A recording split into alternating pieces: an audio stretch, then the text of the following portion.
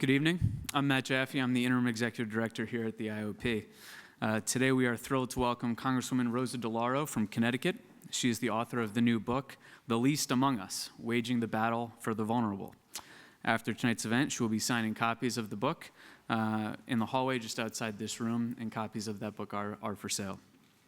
Before we begin, I want to give a quick plug for an upcoming IOP event. Next Tuesday, October 24th, we will be holding an event entitled The Press and the Pressure with John Dickerson of CBS News, David Marinas, Karen Tumulty, and Dan Balls, all of the Washington Post. You can sign up for that event and other events on our website, politics.uchicago.edu. A couple quick housekeeping notes on today's event before we begin. Towards the second half of today's conversation, we will open up the floor to take questions from the audience. If you have a question, please raise your hand and a mic will be passed to you. And as usual, we will give priority for the first 3 questions to be asked by our students. Now, here to formally introduce our speaker is Nicole Yu. Nicole is a first year in the college. She hails from Kent, Connecticut, and she is a political science major. Please join me in welcoming Nicole to the podium. All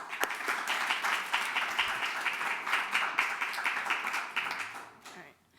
Congresswoman Rosa DeLauro is the United States Representative for the 3rd Congressional District of Connecticut. She's been representing her district for over 26 years now, having first been elected to public office in 1991. Congresswoman DeLauro has been fighting for her constituents longer than I, and many of you, have even been alive. She was born in New Haven, Connecticut, to a family of Italian immigrants. She earned her bachelor's degree from Marymount College and master's degrees from both London School of Economics and Columbia University. Before running for office, she served as the chief of staff for former Connecticut Senator Chris Dodd and as the executive director for Emily's List, an American political action committee which seeks to elect pro-choice Democratic women to political office. Congresswoman DeLauro is the ranking member of the Subcommittee on Labor, Health and Human Services, Education, and Related Agencies. Most notably, during the confirmation hearings earlier this year of Education Secretary Betsy DeVos, DeLauro railed against the administration's proposed budget, calling it cruel, inhumane, and heartless. Her comments soon after went viral, and she was heavily praised for her impassioned and fiery spirit. She is also the co-chair of the Democratic Steering and Policy Committee and is on the subcommittee responsible for the USDA and the USFDA. Congresswoman DeLauro strongly believes in raising the minimum wage, paid family and sick leave, equal pay for equal work. She is a defender of the Affordable Care Act. She is a big advocate for undocumented immigrants. She's pro-choice. She's a big proponent for women's health issues, and she is known for her very unconventional style. And a few years back, she was praised for being a hipster fashion icon. But above all, Congresswoman DeLauro is a firm advocate for America's social programs and has never been afraid to speak truth to power. In her book, The Least Among Us, Waging the Battle for the Vulnerable, DeLauro speaks out in defense of America's safety net in the President Trump era. These include worker protections, Social Security, unemployment insurance, Medicare, Medicaid, food stamps, and child tax credits, all of which are relied upon by everyday Americans, and all of which are now being threatened. Today, our conversation will be moderated by Crystal Coates, the Director of Civic and Campus Engagement at the Institute of Politics. Crystal previously served as the Senior Manager of Corporate and External Partnerships at the Chicago Housing Authority, and she served as the Assistant Director at our University Community Service Center. She will be asking Congresswoman DeLauro about her life, her new book, and her views on the Trump administration, the Republican-controlled Congress, the state of the Democratic Party, and the future of our country. Connecticut is very lucky to have her in office, and we're very lucky to have her here today. So please give a warm welcome to Congresswoman Rosa DeLauro and our moderator, Crystal Coates. Thank you. Thank you. Thank you. Thank you very much. Thank you. Thank you very, very much, Nicole. What a delight to be here, and what beautiful surroundings. It's very, very impressive. Very much like some of the buildings in the Congress, both on the House and Senate side. Of the Senate is a little bit more opulent than the House side. Let me, just want to ask, Crystal, Housing Authority. My stepdaughter, Catherine Greenberg, was deputy director of the Chicago Housing Authority a number of years ago. So. Wonderful work that you do and what housing assistance means in terms of the social safety net. I also want to acknowledge Fred Hochberg, who is a former head of the Ex-Im Bank, in Washington and a close and dear friend, and now is a fellow here at the Institute. Good to see you, my friend. Anyway, thank you so much for that wonderful, wonderful introduction, Nicole. And Nicole is a Connecticut resident. She is from Kent, Connecticut. It's the northwestern corner of our state, which is beautiful, and this time of year is particularly beautiful with the fall of foliage.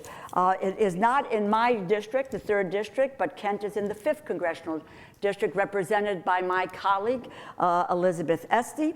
So Elizabeth represents the northwest part of the state, and we have both of our senators, Senator Murphy, Senator Blumenthal, who are representing the area as well, and Senator Murphy was from the 5th Congressional District as well. I want to say a thank you to everyone at IOP, students and staff for the warm welcome.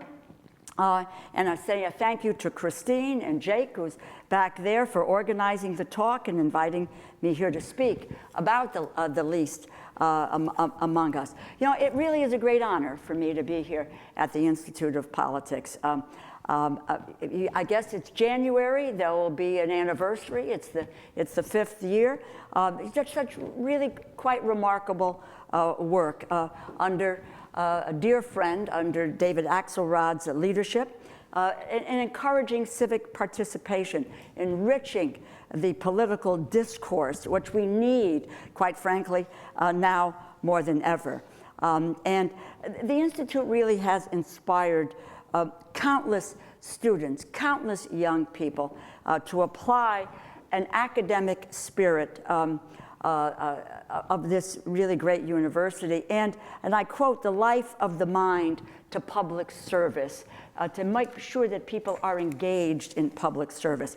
Just a quick note is that woman who works for me, Hillary Clifford, she's from Chicago. She's a speechwriter for me. She's an alum of the university and IOP. So I know that you are the reason why she's in my office today. So with the power of this great place. I would just say another word about David Axelrod, who I've known for a very, very long time, back to President Obama's first campaign.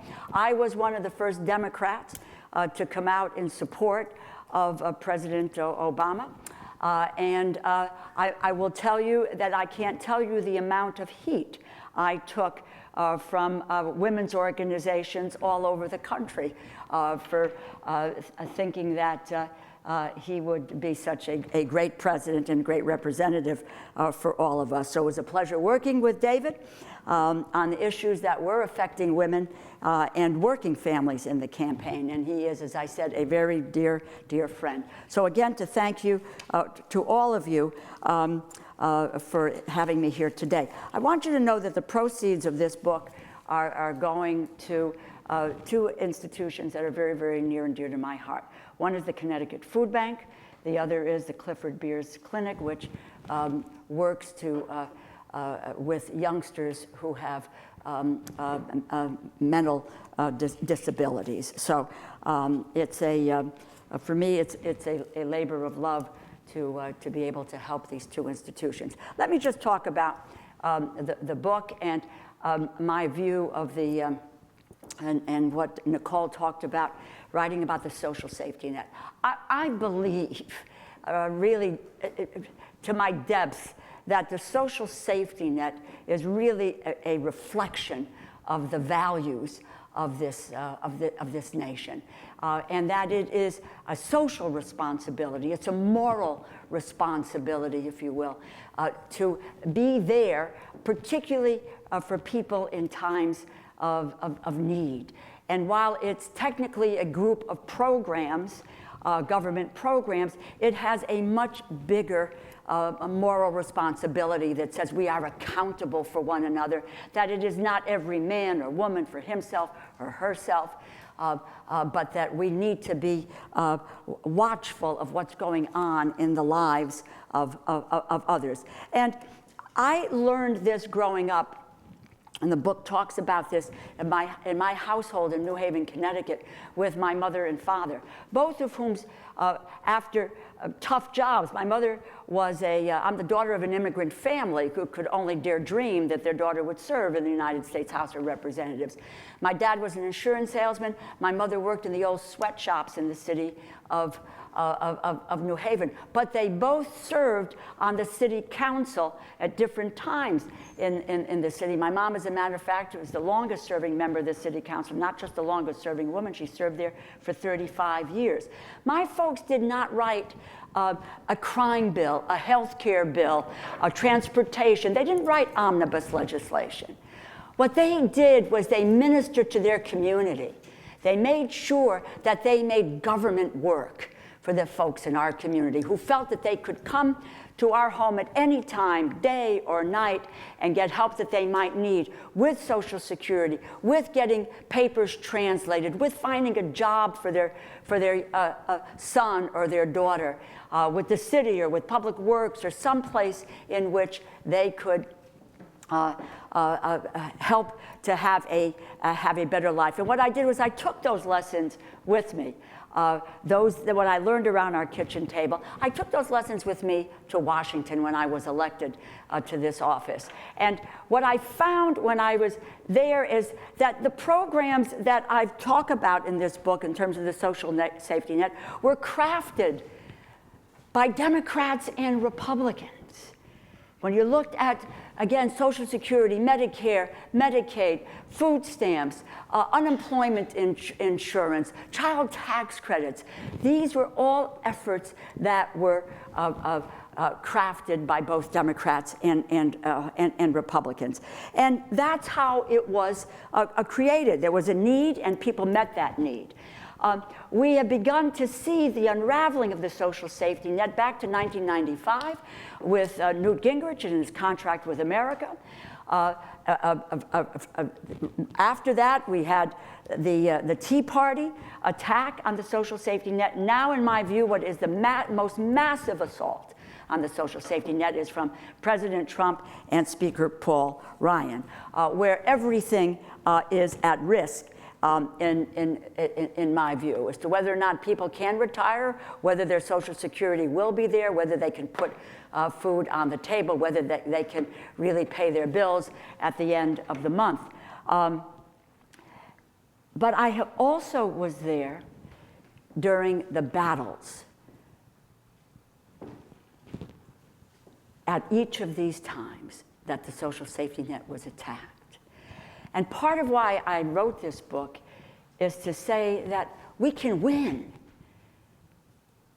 We beat Newt Gingrich, and I will describe that in a minute with regard to the contract with America.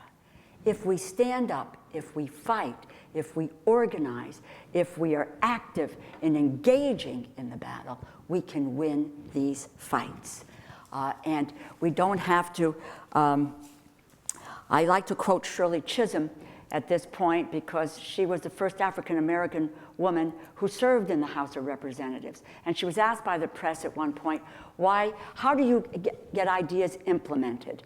And she said, you don't stand on the sidelines, you don't complain, and you don't whimper. You move forward with implementing ideas. I like to add to that, damn the torpedoes, full speed ahead. That's what you have to do in order to be able to win these battles. And at the heart of this book is the way that I start, if I may. It bears repeating that corporations do not feel free to poison us, sell us spoiled meat, lock our daughters up in ninth-floor sweatshops with no fire escapes, employ our underage sons in coal mines, force us to work 13-hour shifts without overtime or a break, or call in private armies to fire rifles at those of us who dare strike for higher wages. It's not because corporations experienced a moment of zen and decided to evolve. No, they were forced into greater accountability and social concern by the legitimate actions of a democratic, with a small d, government. In other words, if we depend on goodwill, we are all screwed. Growing up in New Haven, Connecticut, I saw ample evidence all around me of just how vulnerable hardworking people are in the face of corporate indifference. In 1957, when I was barely a teenager, the Franklin Street fire claimed the life of my friend's mother. 15 people died in that fire because they couldn't escape the smoke and flames. A fire escape was locked and the ladder would not extend to the ground. There had been no fire drills and doors opened the wrong way, blocking exits. It was a disaster and it happened down the street from my house. It is impossible to be an eyewitness to events like that and not be touched by the gravity of our responsibility to one another. And this sense of responsibility is very much rooted in my family, as I pointed out a minute ago. And I won't repeat what I said, but just to say is I did announce my running for the House of Representatives, really down on the corner from where I was born, around the corner from my grandmother's pastry shop.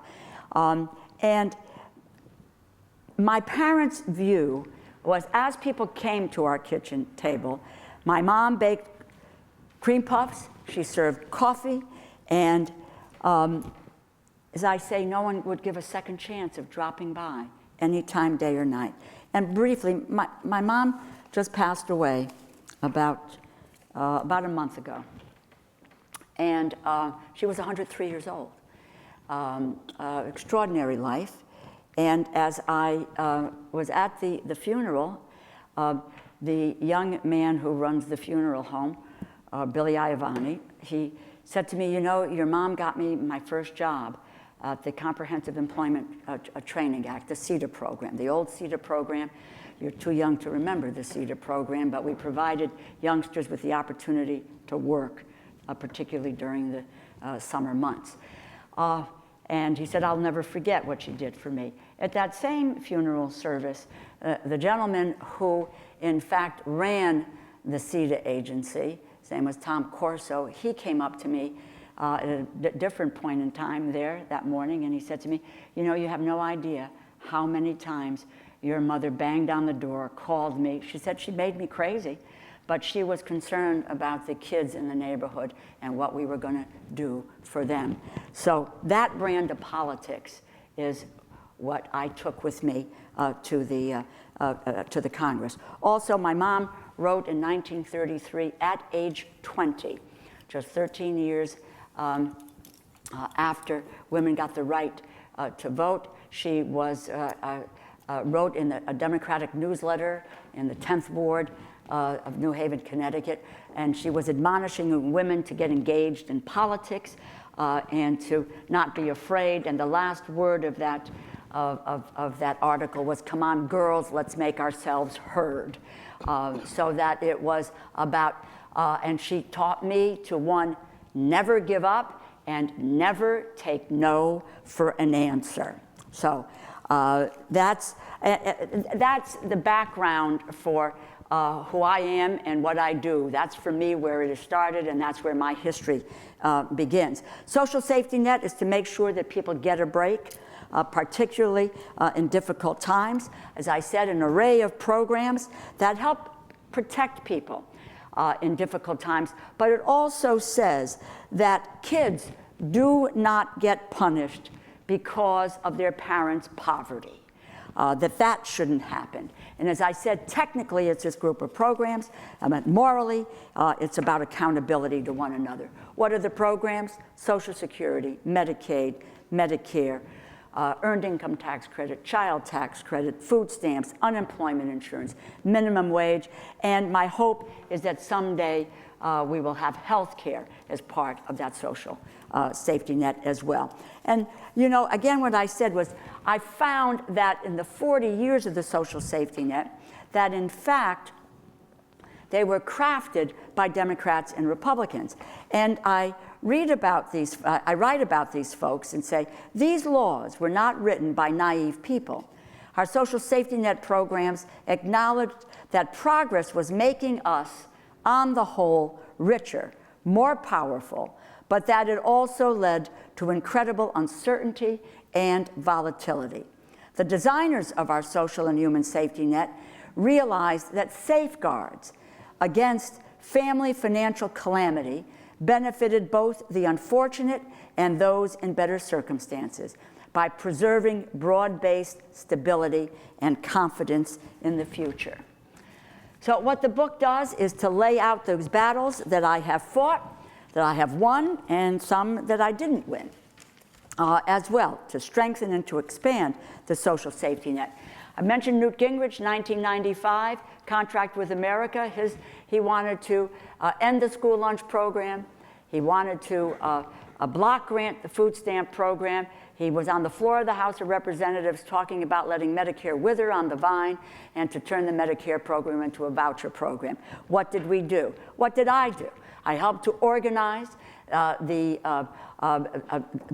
opposition to where that he wanted to go. What we did was we worked with school systems all over the country.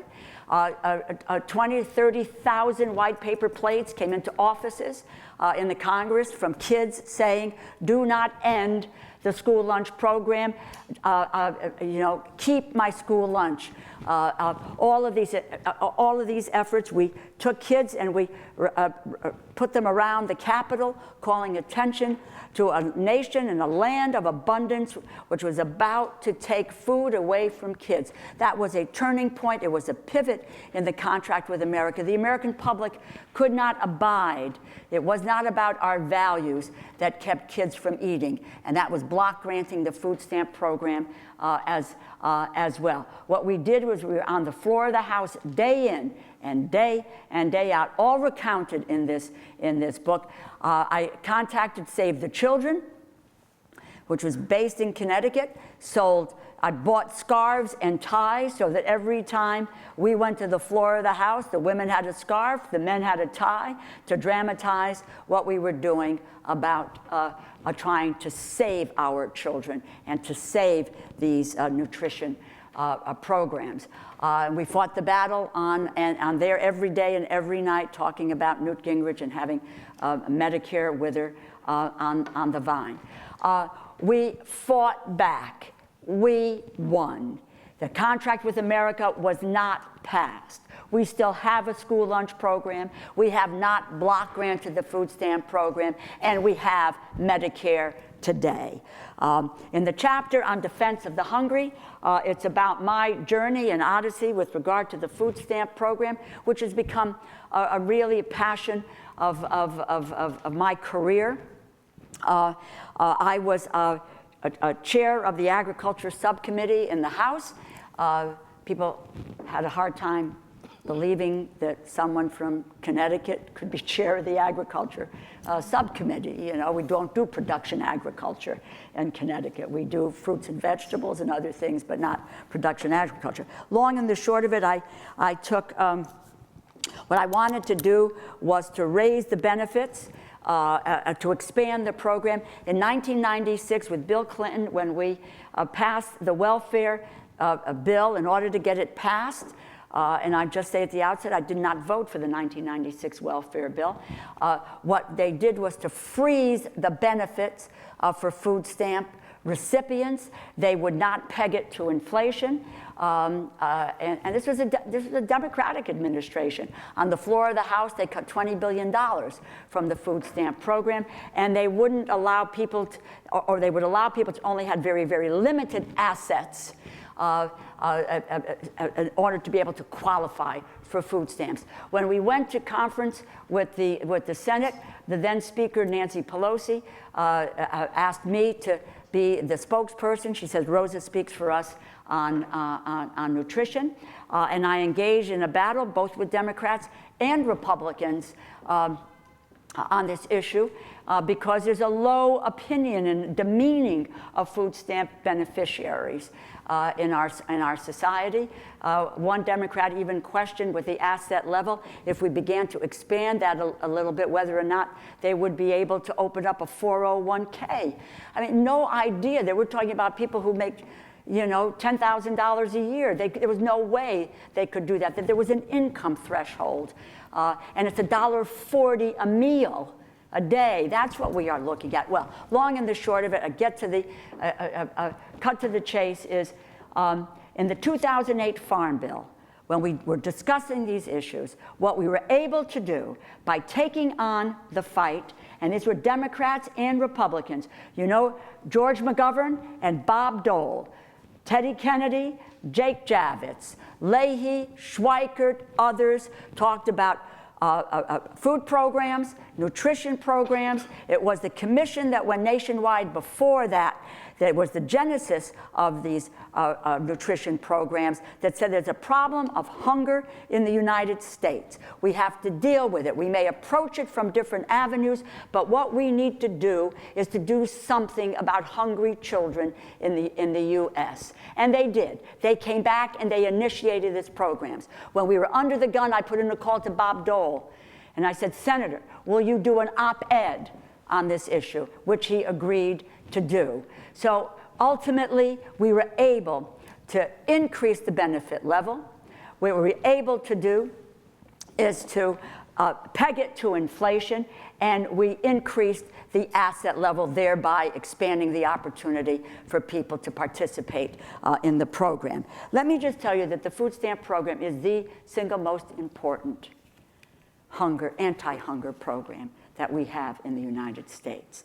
And just a point, the recent budget passed in the House of Representatives, there's a $150 billion cut to the food stamp program. So the battle is not over. Defense of children was the fight over the child tax credit. Again, Democrats, Republicans. Newt Gingrich was for a child tax credit. Orrin Hatch, George Miller of California, Chris Dodd of Connecticut, Jay Rockefeller, talking about it today. Marco Rubio and Mike Lee are proponents of a child tax credit. I have been fighting this battle for the last 16 years on talking about income supports through the earned income tax credit and the child tax credit. In the omnibus bill that we did pass a year ago, we were able for the first time in all of these years to make it permanent. We're going to go back now to see that we can peg it to inflation so that the credit moves as the cost of living goes up. But it was Democrats, Republicans, and the concept of moving forward on child tax credits. The legislation that I currently have would focus primarily on families who have kids who are 6 years and under, because those are the most vulnerable families, and that's where we could do the most good with an expanded child tax credit, starting from the first dollar and phasing in earlier than we normally have in the future. And this battle was not about obstructionism or opposition. Quite frankly, and maybe this is even worse, this was about indifference to child poverty, and particularly for poor kids. So we now have turned the corner, and now we need to make sure that we are going to move in the right direction. I won't talk to you about the trade battle, but I should talk to you about the trade battle. Somebody should ask me about that, where we defeated the Trans-Pacific Partnership Agreement. Arrayed forces against us included the President of the United States, Barack Obama, with whom I agreed on 98% of what he wanted to do, but disagreed with him on that. But let me just say just a word, and then I will wrap up. My objections to the TPP were straightforward. It would cost American jobs and suppress wages. It would grant new rights to thousands of foreign corporations to sue the U.S. government before a panel of 3 corporate lawyers. These lawyers can award the corporations unlimited sums to be paid by America's taxpayers, including for the loss of expected future profits. We won with Democrats and Republicans. You keep in mind at this time, Democrats were in the minority in the House of Representatives. We had 160 Democrats who were opposed. That doesn't make the majority to 218. We were joined by 54 Republicans, and we kept the Trans-Pacific Partnership Agreement from being, from coming up at all. And it's not because we are opposed to trade. We are for trade, very significantly, but there needs to be a new trade paradigm. And it was a powerful campaign. What we wanted to do is, moving forward, we wanted to ensure that our citizenry, consumer and workers, not just corporate interests or particular industries, are the primary beneficiaries. And we have the momentum to do that right now. And if you listen to somebody like Joe Stiglitz, Nobel laureate in economics, and listen to people like Jared Bernstein and others, you can do trade agreements that put workers, their jobs, and their wages at the center of it. One more example, because it has something to do with your mayor, who I served with in the Congress for several years. I introduced the Paycheck Fairness Bill in 1997. It's a very simple premise. Men and women in the same job deserve the same pay. It's true in the Congress. We all, no matter where we are from, no matter what our skill set is, no matter what our educational background is, we get paid the same amount of money. And today, women suffer with, it varies, but it's somewhere probably between 75 and 80 cents on the dollar, pretty much for every single profession, no matter what it is. And what we try to do with this legislation is to turn that around.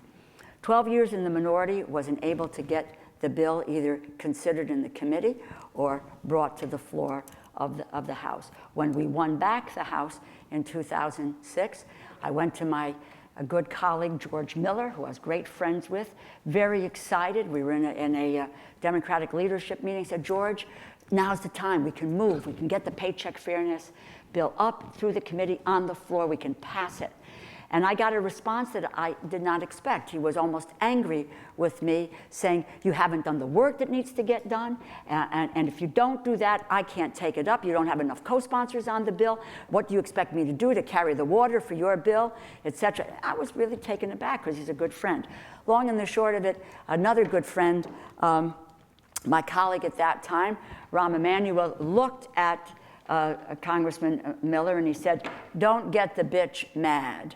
And I did get mad. We got more than the co-sponsors that we needed, and we were able, then Congressman Miller took it through the committee, got it to the floor of the House. We passed it twice with Democratic and Republican votes, passed it twice in the House of Representatives. We lost it in the Senate, but for 2 votes by 2 women, Susan Collins and Olympia Snowe. Otherwise, today, it would be the law of the land, that men and women in the same job deserve the same pay. But I'm not about to leave the Congress before that happens, God willing, that I'm there, before we do have that to be the law of the land. I'm going to conclude with the, there is a chapter that is devoted to Paul Ryan. Ryan's thinking about poverty. If you can only make receiving government aid onerous enough and humiliating enough, then people will opt out voluntarily and redouble their efforts to avoid hunger, illness, or being laid off. That idea is a slap in the face to the millions who do everything right and still cannot get by. It is a betrayal of a legacy of good government in the United States. This legacy is what I have worked to defend for 26 years. It is a vision for America that I want to expand so that all Americans can support one another in difficult times and share in prosperity. Thank you very, very much for listening. Appreciate it. Thank you.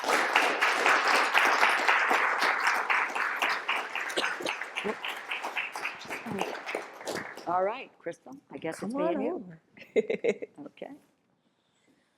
Well, thank you very much for that intro. It's nice to have an opportunity to hear you speak in your own voice. And I think one of the things that is going to be great about today is whenever I read, I'm always imagining having that conversation with an author about, you know, why this, why that, why did you frame it this way? Right. And here you are, and we get to have that chance to talk. So Okay. hopefully that can be our conversation today.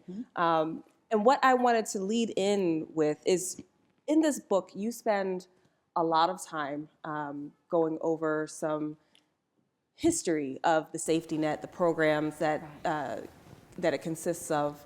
Do you feel the average American has an understanding of what these programs are, how they came to be, and do you feel greater understanding would lead to greater support? I think it's a good question, because I don't think, which is one of the reasons why I wrote the book, is I don't believe that people do understand the social safety net, what it is, why these, what I call, they're not naive individuals. They were men and women who came to the Congress who understood what their mission was, what the role was to create. The institution is about opportunity. Historically, that's what it has done. I mentioned Social Security, Medicare, Medicaid, a GI Bill, civil rights legislation, the ability of working middle-class families to be able to send their kids to school when education was in the purview of only the wealthiest people at one time. Women's rights, all of that come out of the history of the Congress. And we lose track of that fact. And so that it was to talk about this social safety net, it's what it has done. I mean, Social Security has lifts 26 million people out of poverty. Refundable tax credits, 8 million people. Food stamps, 3.5 million. Housing assistance, over 3 million people, which you care deeply about. That is the social safety net. People do not understand it.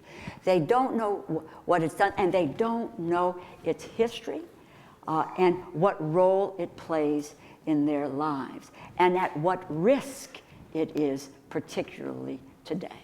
Well, and speaking of that risk, that's one of the questions I wanted to ask you. What happens if the safety net fails? What happens to those vulnerable populations? Well, look, I'm going to say, let's take a look at the president's budget, okay? The budget passed in the House. I believe it's going to come up in the Senate this week. The House is out of session. The Senate is in session this week. The House passed a budget, and I'll deal with food stamps. $150 billion in cuts to the food stamp program. Now, I am from Connecticut.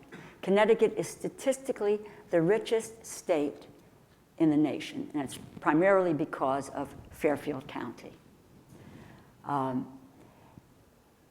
The district that I represent, the 3rd Congressional District, 1 out of 7 people do not know where their next meal is coming from. Something that you should know, Nicole. 1 out of 7. That's in my district. I don't know what it is in the 5th Congressional District. But that's serious. We have a hunger problem. We have a hunger problem all across the country. A woman from Hamden, Connecticut, 5 children, 3 daughters, 2 sons. She said to me, some weeks I feed my sons more than my daughters. They can never bring home someone to dinner because there is not enough food to be able to have a guest come for dinner. People are struggling today. Really struggling. The biggest economic challenge we have is that people are in jobs that just don't pay them enough money to live on today. So they struggle to put food on the table. They struggle to get their kids to school. They don't take retirement, early retirement. They don't go on vacation. It is, did you read the story of the laid off steel worker in the New York Times on Sunday? Read it. What I am saying, I'm not making up. There is a reality there. So if we move to cut $150 billion from a food stamp program? What happens to that family? Which is why I say we have to stand up and fight. We have done it in the past, we have fought and we have won. And we can do that again. We can. I'm not Pollyanna. I've been in politics too long. I know what it takes to win and getting the votes that you need to be able to pass that. And I believe we can get Democrats, we can get Republicans, and we can get the people of this country on their feet if they know that, again, $90 billion is going to be cut from social services and from education, early childhood education, so that when you want to send your kid to Head Start, there is no slot. $1.5 trillion. Look up the numbers. Don't take my word for it. You're smart young people. You study, you read, you get it. $1.5 trillion in cuts to Medicare and Medicaid are in this budget. The same way that the public allowed for the defeat twice in the House, 3 times in the House and in the Senate twice, where the administration and a majority of the Republicans wanted to repeal and replace the Affordable Care Act. They were not able to do it legislatively because of the outcry of the American people. Take a lesson from that, of what it means to write, to call, to visit members in their offices, wherever you are, know what their voting record is, and go to see them, protest, march, all of the above. It works. And we've witnessed it most recently with the Affordable Care Act. We're not out of the woods there yet, and that's a different story about where they're coming back to sabotage it and so forth. So millions of people are at grave risk, Crystal. Mm-hmm. And when I spoke to, when I responded to Betsy DeVos, when she came and talked about education and a cruel and inhumane budget, I looked at her and I looked at the people in the room. Her kids are going to be fine. My kids are going to be okay. Everybody who was in that room, their kids are going to be okay.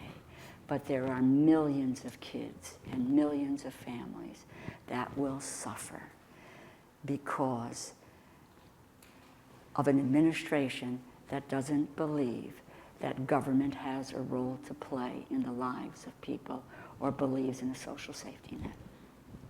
And let me ask, one of the sections I loved in your book is when you were talking about Social Security as not only part of the safety net, but also as a way to link generation to generation. Yes, yeah. And a lot of your book focuses on accountability, about the safety net being a neighborly act. Mm-hmm. But yet and still, we seem to struggle with this idea of the people who are utilizing these resources being quote unquote deserving. We have this idea that you have to be absolutely destitute in order to need food stamps or to need Medicare and Medicaid. How do we attack this idea? Where does this come from? How do we address this? Well, you know, look, it is. I mean, you take Social Security, it is generation to generation. We are linked.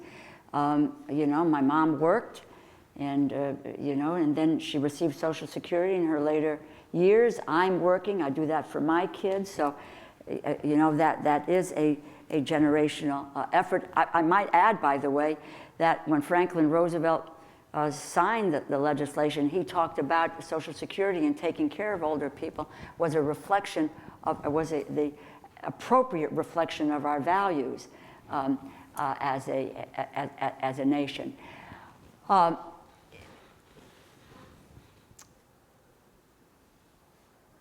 You have to have people who do serve in public life and who are leaders, who instead of dividing people,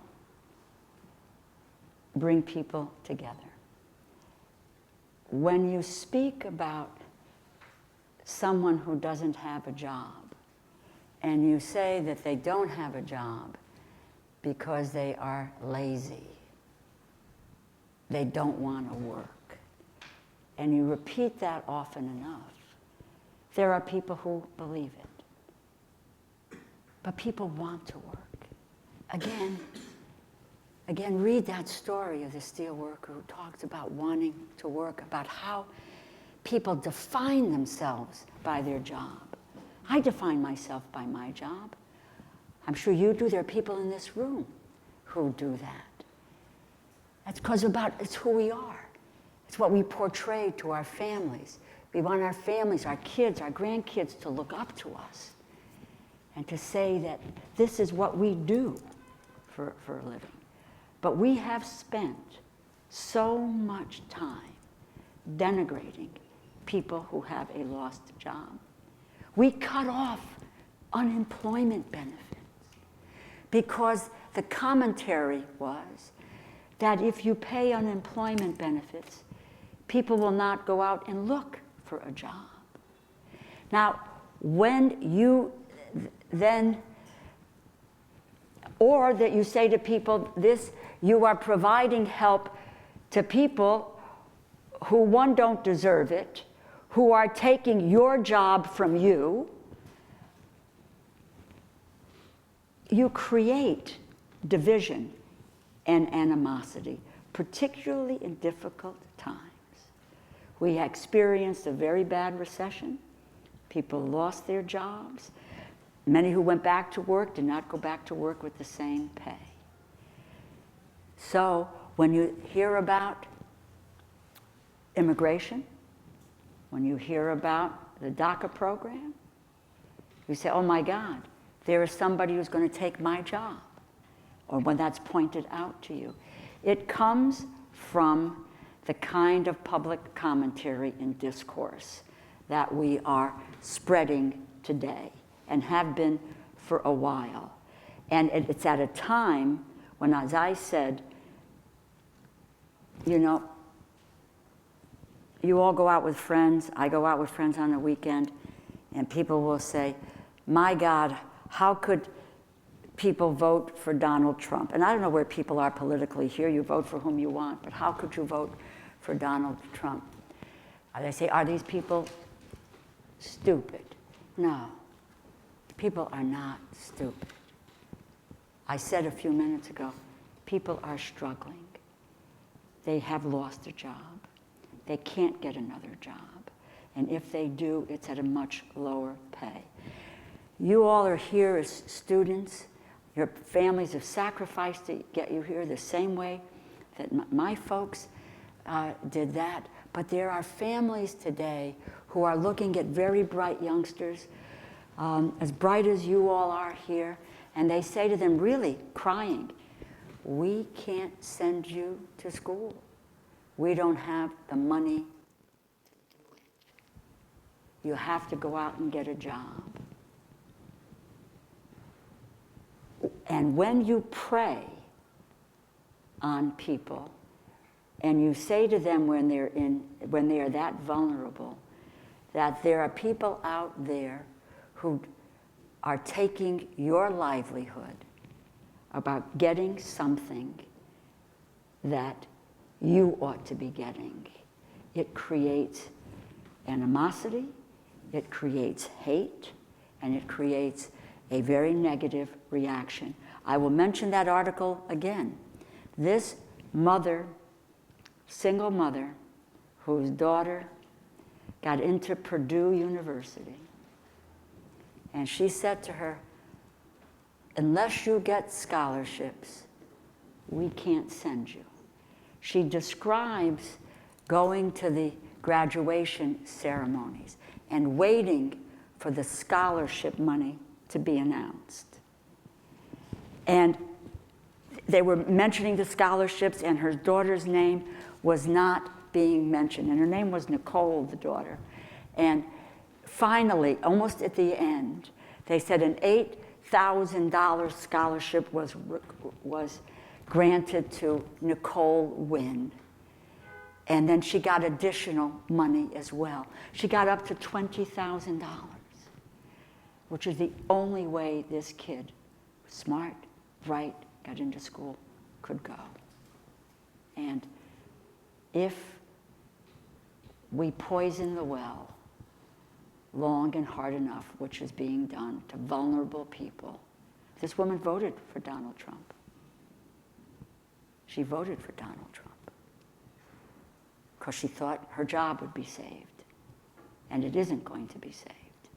When you're vulnerable, you will listen to anyone who helps you either help you say that it's not my fault, it's somebody else's fault. That's what we have been promoting over the years. And that's what we have to turn around. I talked too long. Oh, no. Sorry. You're great. Yeah. We're here to hear you. Yeah, so, God, well. It's fine. But to start to play devil's advocate just a little bit. Absolutely. A lot of these programs, when they were initiated, they were meant as a short-term support, short-term release. Yeah. But we've seen generation after generation. Like what? Give me a program as generation after generation. For example, housing. We've seen generation after generation grow up in public housing. Right. How much assistance have we given to public housing? Let me ask you. The biggest place where we've done back in housing assistance subsidies have been cut dramatically. What is it? Matthew Desmond. You ought to have him come to speak here. His book is called Eviction. It is a terrific book. I have it. You have it. Read, and you know, I'm not. It is really a powerful book about what we have not done with housing assistance to break that cycle. And do you know who the people who are mostly evicted? Single moms of color with kids. They keep moving them from pillar to post.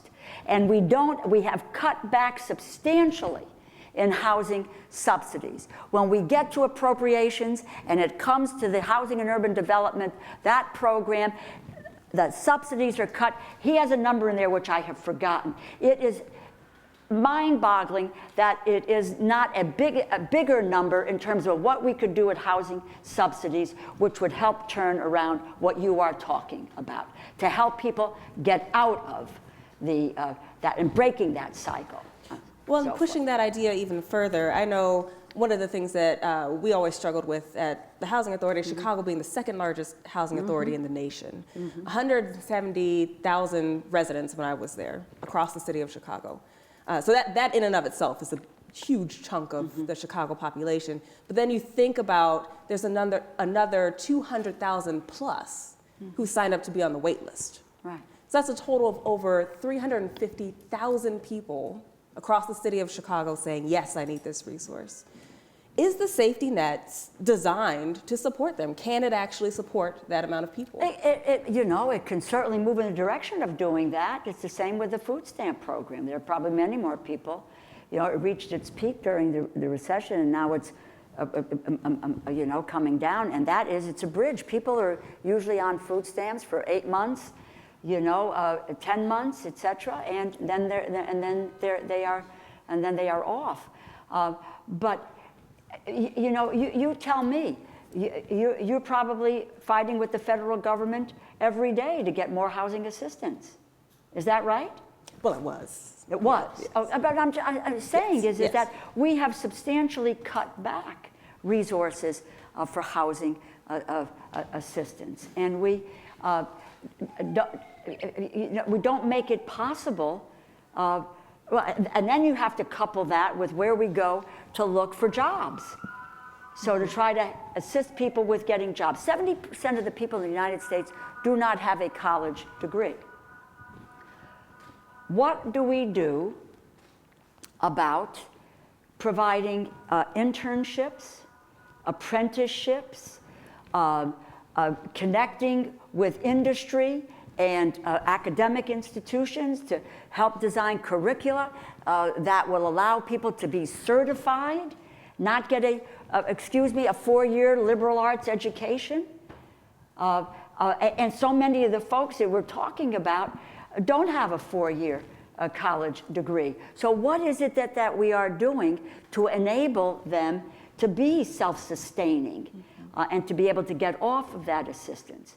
And there was an apprenticeship program at the federal level. actually the money for apprenticeship programs in the budget has been eliminated. Job training has been cut back. So that, what do we do for folks like some single moms in public housing? A lot of single moms. Mm-hmm. What are we doing about the cost of childcare? So that they can go to work, to get employment, to get out of their situation. State of Connecticut, I don't know about Chicago, because I have young staff, people working for me with young children. Average per child, $15,000 to $18,000 a year for childcare. What do we do with something like, so it's not just that housing assistance, it's the combination of pieces that fit together. What do we do about paying, in the private sector today, it's not half who get 1 day off. They don't get a day off for getting sick, or their kid gets sick. That means, how long will your employer let you stay out of work if you are sick or your child gets sick? Often people, you know, if it's a day, if it's longer than that, you have to, you may lose your job. Paid family and medical leave. Taking time off with, you know, it's not paid at the moment, but you get up to 12 weeks of unpaid leave. People can't take advantage of it. There are so many ways in which we can develop new pieces of a social safety net that can allow people to work, to get a decent wage, to pay their taxes, to be able to not having to access some of the subsidies that are out there today, you know. Anyway. And I think we have time for one more quick question before we move to question and answer from our audience. And I work with so many great students here at the university, and they're always coming to our office asking, what do I do? Right. What do I do? What can I do right now? Mm-hmm. So I put the question to you. Sure. What can these students do? What can the members of this audience do right now to affect the issues that you talk about in the book? Well, you know, it's what I said. It wasn't, we were all united in the House. And, you know, when Paul Ryan took his trip up to the White House to say to President Trump, we can't put the proposal to repeal and replace health care on the floor of the House because we don't have the votes. We had, all of the Democrats were there, but there were 34 Republicans who said no, they couldn't do this. The same happened in the Senate twice. Now, that wasn't because we were united, though that's a piece of it. It was a good thing to be all united, but it came from the phone calls, the marching, the protesting, the visits to members' offices to talk to them about this issue. When Senator Murkowski and Senator Collins got up on the floor, and they said the reason why they voted against Betsy DeVos's confirmation, and she did win confirmation, unfortunately, in my view, they said it was because of the thousands of calls that they received from their constituents. One more point, and we ought to take this as a victory for the Medicaid program. For so many years, I mean, Medicare deals with health care for the low income and the poor. There were many Democratic meetings where I heard that we should not talk about Medicaid because it's for the poor. We shouldn't say that it's like giving something to the poor. The issue on which the real opposition to repealing and replacing the Affordable Care Act came on the massive cuts to Medicaid. People got up and talked about that. Why? Medicaid deals with assistance to families to be able to get treatment for disabled children. I met with a mom who said to me she co-parented with Medicaid. Her son would not have survived if she did not have Medicaid to help with treatment.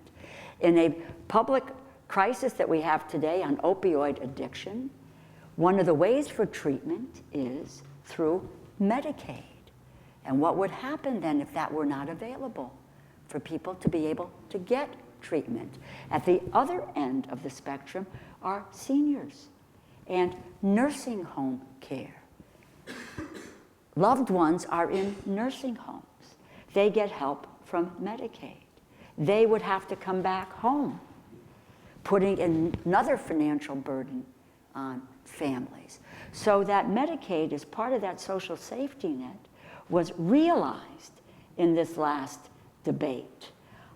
And the people all over the country rallied around Medicaid and what its value was to them and to their families. You need to be on your feet. As my mother said to me, you don't give up and you never take no for an answer. I think now we're going to move to some questions from the audience. Just raise your hand and we'll have someone come to you with a mic. Thank you for coming, Congresswoman DeLauro. I'm Caroline. I'm a fourth year in the college.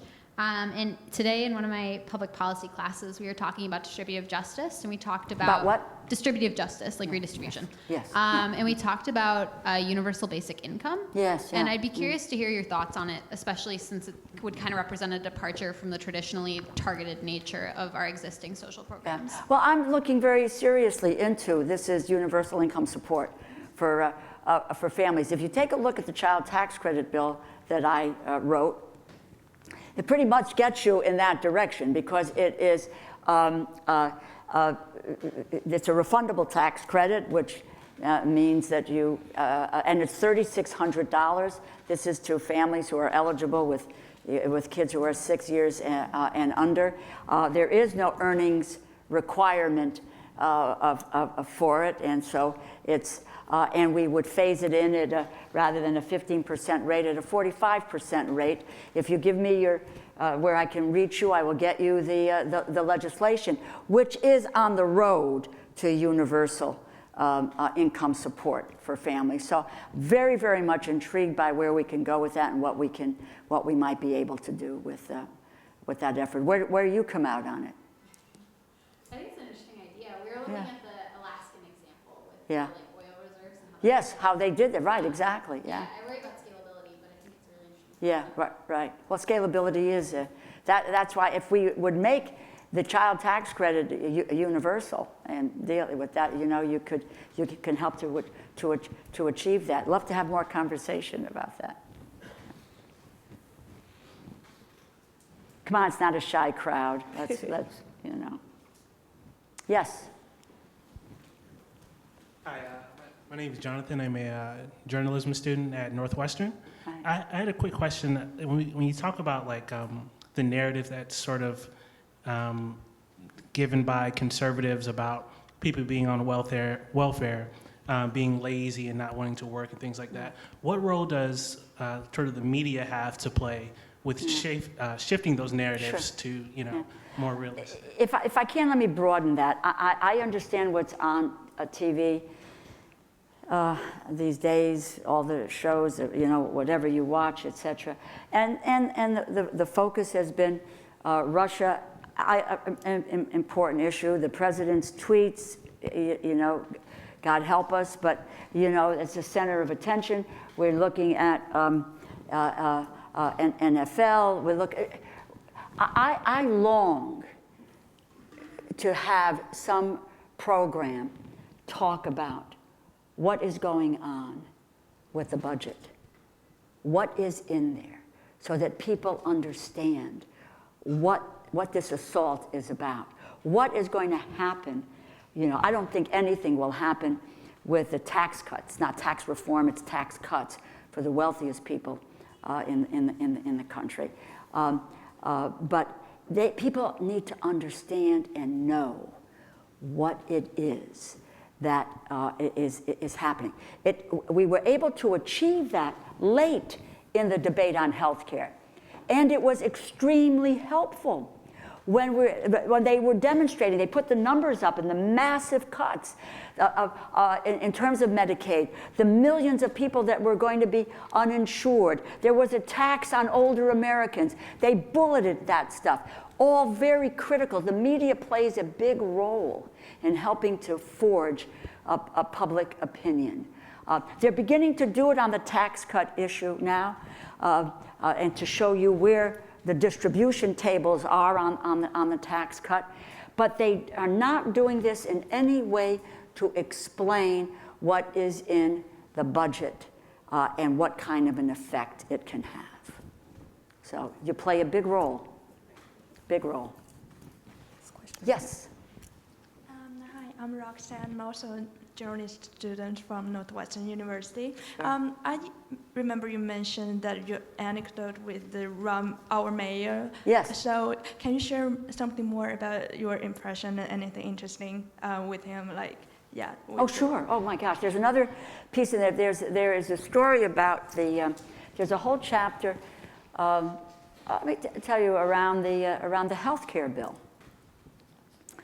in the Affordable Care Act. And by the way, I view that, I was not there for Medicaid or Medicare or Social Security, but I was there for the debate on the Affordable Care Act, and it was one of the proudest votes I've cast in the time that I've served in the Congress, for what it has done to the ability of people to get access to health care. And just a point on that goes back to my friend here, which is where we have to deal with when you went from rhetoric to reality on the health care bill and people understood it and knew it, they said no. They said no. And if they know it and understand the other things, they will say no as well. Now, so the Affordable Care Act, in the last couple of weeks of the deliberations around the Affordable Care Act, you should know that the bill was hanging by a thread. And it was over the issue of contraception and abortion. Okay? Mainly the opposition coming from the Catholic bishops. As a Catholic, I was very troubled that my church, which has a very, very rich history in social justice and equality and caring for the sick and the poor, that with an opportunity like the Affordable Care Act to provide millions of people with health care coverage that they hadn't had in the past, that they were willing to see it defeated. So what I did, and worked very, very closely, because your mayor was then the chief of staff to President Obama. And we have had a very long-standing friendship. It's more than 30 years. And we've had agreements and disagreements. But the White House and the president, they wanted to pass the health care bill. We wanted to pass the health care bill. So what we did, again, Speaker Pelosi asked me to get involved with dealing with both the pro-choice and the pro-life members, because what the church said to the pro-life members, that if you vote for the Affordable Care Act, we will proselytize from the pulpit against your reelection. It was so much misinformation. We can't spend federal dollars on abortion. It's the Hyde Amendment. Hyde was from Illinois. We can't do that. So what we did, and the two of us with others on the phone, I can remember the 2 days or 3 days before we passed the bill, it was the mayor's son's bar mitzvah in Washington. He was there. I was at the Capitol. I went over. I was supposed to go earlier. I went late. And he left the festivities. We were on the phone with a good friend who was a part of the pro-life caucus, Mike Doyle, from Pennsylvania. And what we were doing is hammering out an executive order which would which wound up saying that you couldn't use federal dollars for abortions at community health centers who received money from the federal government. We crafted the executive order together, same goal of passing the Affordable Care Act, and he was instrumental in that happening. And then we took it, we got it approved by, and I was in touch with Speaker Pelosi back and forth about what we were doing. We were examining the language. We didn't want to give up any rights that women were going to be able to have in terms of this effort, in terms of the bill. And we crafted it. We ultimately got sign-off from the pro-life caucus and from the pro-choice caucus, so that on the floor of the House that night, everybody could vote for the Affordable Care Act, and that's the way we got it passed. And he was instrumental in working his side of Pennsylvania Avenue and our side at the Capitol of putting that together. And in those last hours, believe me, I'll tell you, I was scared to death that we were going to lose the Affordable Care Act. But, and there are people who made it happen, and he was one of them who made it happen. So, We have time for one last question.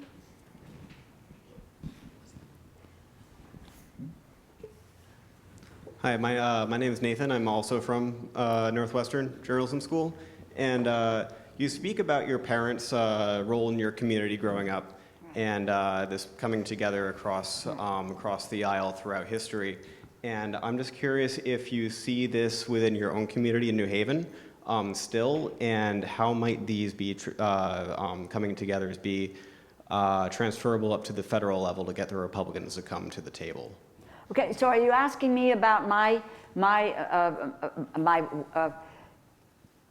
about my working together with Republicans in the House? Yeah. How do you see the Republicans coming to the table to? Well, at the rank and file level, I mean, for instance, I co-chair an aviation caucus with my colleague from Alabama, Martha Roby. I co-chair the Food Safety Caucus with a Republican colleague. I co-chair the Baby Caucus with a Republican colleague from Tennessee. I just introduced today an apprenticeship bill which has myself, another Democrat, Derek Kilmer from Washington State, and Brian Fitzpatrick, a Republican, so that we're looking at how we create jobs. So we do work across the aisle. What happens normally is at the leadership level, things begin to change, or when there is a dictate, from the White House and so forth. And the other piece of this is the fear of being primaried, by what is a small but very vocal and vocal group with access to funds who would primary people. Otherwise, we would have much more across the aisle participation, I think, on a number of issues. Again, somebody like a Charlie Dent, who's going to leave the Congress, when he said no on repeal and replace, it was about his constituents. He couldn't go back. Let me just tell you, is Jeff Flake in Arizona is being pummeled and pilloried by the Republican Party. His seat is in danger, in real danger, because he disagreed, because he voted against. So that's what, nothing focuses the mind like a death sentence. If you're, then you're looking at how you can really be able to keep your seat, Well, Congresswoman, on behalf of the IOP and the University of Chicago, just wanted to thank you so much for your time. Thank you. Thank all of you for joining us. Thank you very, very much. You have a role to play, guys. Come on. Let's go. Let's do it.